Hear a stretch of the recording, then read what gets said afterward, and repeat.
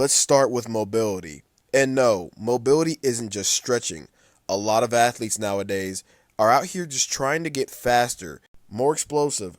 But if you're not doing the mobility at least 3 times a week, you're gonna get injured. It's not a matter of how, it's when.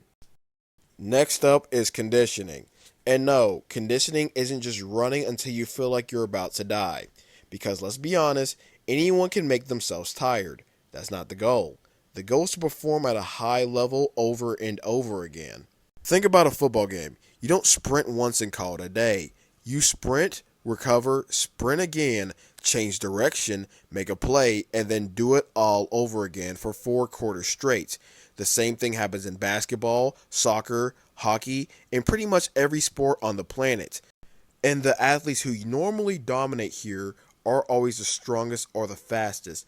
They're the ones who keep producing speed, power, and explosiveness for a long period of time, even after everyone starts slowing down. Because fatigue changes everything. Your speed drops, your power drops, and your focus drops. Even your technique starts falling apart. A good conditioning drill you can start today is sprint 100 yards down a field, wait 60 seconds, and then sprint again. Strength. This is the foundation of athletic performance.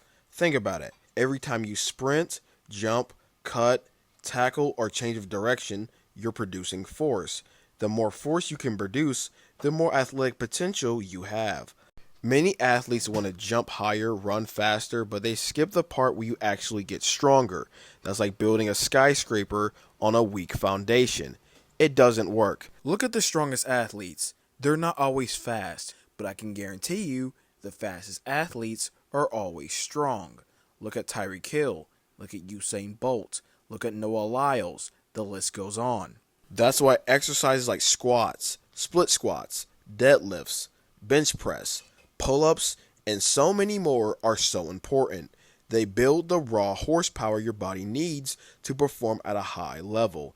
And at the end of the day, strength is the foundation that power, speed, and explosiveness are built on. Power. Power is what happens when strength meets speed. Because being strong is great, but if it takes you 3 business days to use that strength, it's not helping you much in the field. Sports happen fast, really fast. You have to produce force instantly. That's what power is, and is why 2 athletes can have the same exact strength but look completely different on the field. That's why exercises like hang cleans, power cleans, explosive trap bar jumps, push presses, medicine ball throws, they're all so effective. They teach your body to produce force at high speeds. Plyometrics. Every time you sprint, jump, cut, or change direction, your body is absorbing force and then producing it right back into the ground. The question is, how fast can you do it? That's when plyometrics come in.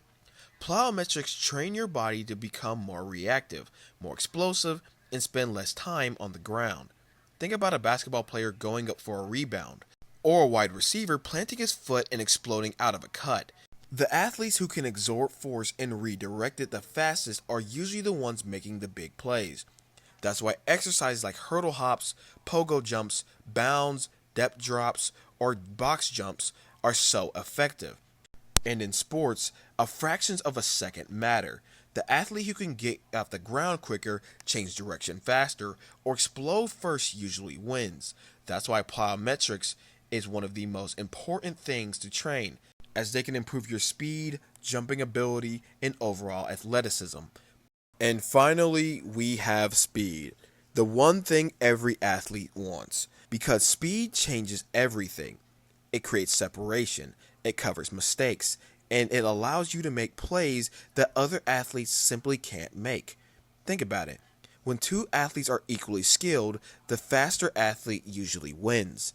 The problem is, most athletes think speed magically appears from squats, deadlifts, and weight room PRs.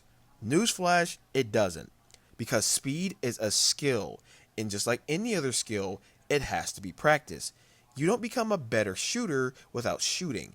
You don't become a better quarterback without throwing, and you don't become faster without sprinting. That's why acceleration work, hill sprints, or max velocity training, and sprint drills are so important. They teach your body how to apply force efficiently and move at high speeds. And at the end of the day, if you want to run fast, you have to practice running fast. A good way to practice this is find an open field or a hill and measure out how many meters it is. Sprint as hard as you can and then rest 1 minute every 10 meters. Because if you're not at full speed, trust me, you're doing it wrong.